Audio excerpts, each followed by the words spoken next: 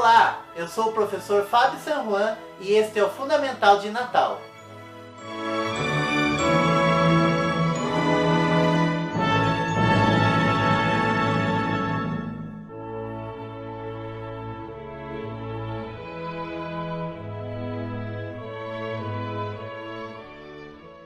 Por que você precisa conhecer estas duas pinturas de Georges de Latour que falam sobre o Natal? As obras de arte representando o nascimento de Jesus Cristo, acontecimento chamado de Natal ou Natividade, existem desde o século IV depois de Cristo.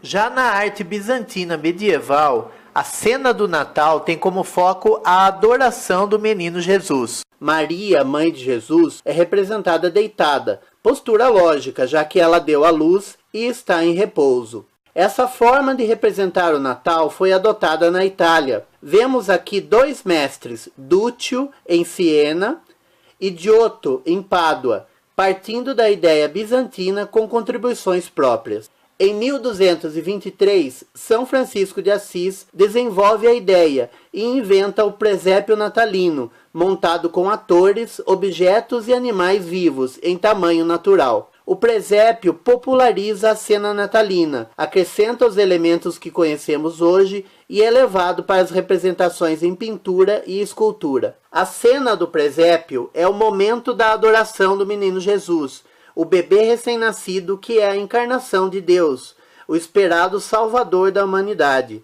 o Messias. Ele é adorado pelos seus pais, Maria e José, pelos anjos, que entoam o cântico de louvor, glória a Deus nas alturas e paz na terra aos homens por ele amados. Pelos pastores, que são chamados à adoração e trazem consigo os animais. E os magos do Oriente, que na tradição cristã viraram reis e são chamados Baltazar, Gaspar e Melquior, e que não estão presentes na noite de Natal na narrativa dos evangelhos, mas que aparecem na cena desde o século IV. Outro elemento muito tradicional é a representação de pessoas da própria época. Os presépios que mostram os adoradores com roupas atuais, fábricas e até automóveis nada mais fazem que seguir uma ideia medieval, de ambientar o presépio na época atual, de incluir principalmente quem estava pagando a confecção da obra de arte.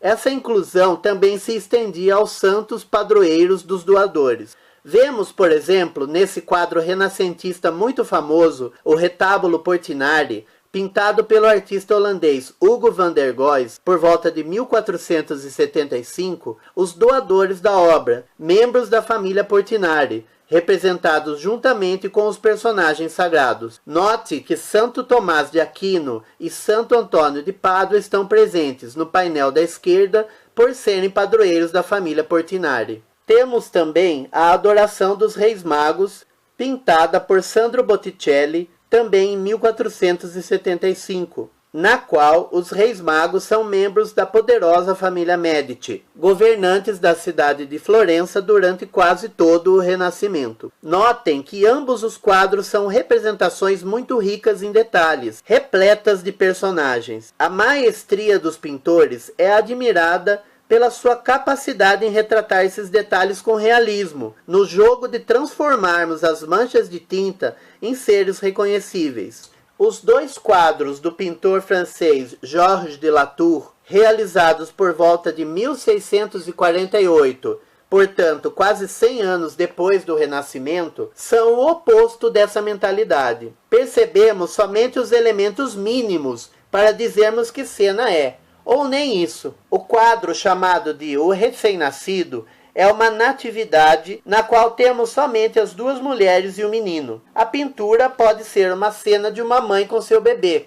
Não há nenhum elemento das representações tradicionais da divindade de Jesus ou da santidade de Maria, como auréolas ou uma luz sobrenatural sobre os personagens. Na adoração dos pastores, se a mulher que identificamos com a mãe de Jesus não estivesse com as mãos postas em oração, talvez disséssemos que se trata de uma visita de parentes a um bebê recém-nascido. Mas o fato do bebê estar numa cama de palha, sendo observado por um cordeirinho, um dos símbolos de Jesus Cristo, nos permite fazer a ligação com a cena sagrada. Essa aproximação da cena sagrada com o cotidiano é bem própria do período barroco, principalmente entre os pintores que seguiram o estilo de Caravaggio, como é o caso de Georges de Latour. Outra característica muito forte que identifica os artistas seguidores de Caravaggio é o uso da luz, que ilumina a cena como se fosse um palco de teatro. A luz e sombra muito fortes. Os personagens normalmente estão atuando num fundo negro, com sombras. O alto contraste que os caravagistas conseguiam com essa maneira de iluminar suas cenas foi levado por Georges de Latour tão longe que ele chegou ao resultado de moldar seus personagens como se fossem bonecos de madeira, com formas simplificadas. Acredita-se que é o uso intenso da luz, com contrastes muito marcados, que levou o pintor a essa forma tão inusitada de modelar figuras para a época. Georges de Latour, ao reduzir a cena do Natal a elementos tão mínimos, com o uso da luz e sombra de forma intensa,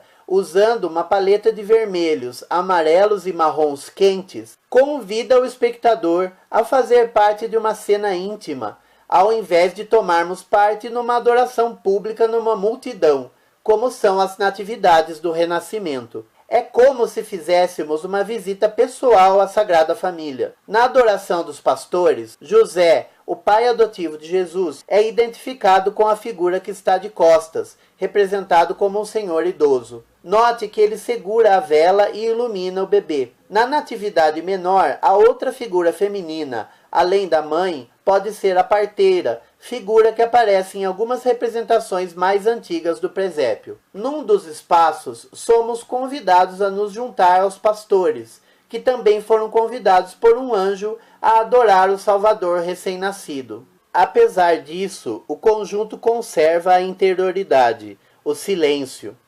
No outro, estamos visitando o menino, sua mãe e a parteira. Receamos até fazer barulho, para não acordar o bebê, que dorme enrolado, protegido. Estamos mergulhados num espaço simbólico, sagrado, de meditação e silêncio, mas também de suprema emoção, principalmente para quem acredita que Jesus é o Salvador e que no Natal ele é o Deus que desce à terra e junta-se à humanidade de corpo, alma e divindade. Georges de Latour faz o papel do anjo quando este chamou os pastores. Vinde, adorai. Ele convida cada um de nós a entrar na cena e a contemplar o menino e sua mãe, sua fragilidade e sua grandeza, em renunciar aos poderes de um Deus temporariamente para viver a vida de um ser humano. São duas obras de arte que nos trazem a meditação cristã, que encerra o ano celebrando não só o nascimento do fundador de uma religião, mas também o nascimento do amor, com A maiúsculo, o amor que todos nós, seres humanos, buscamos.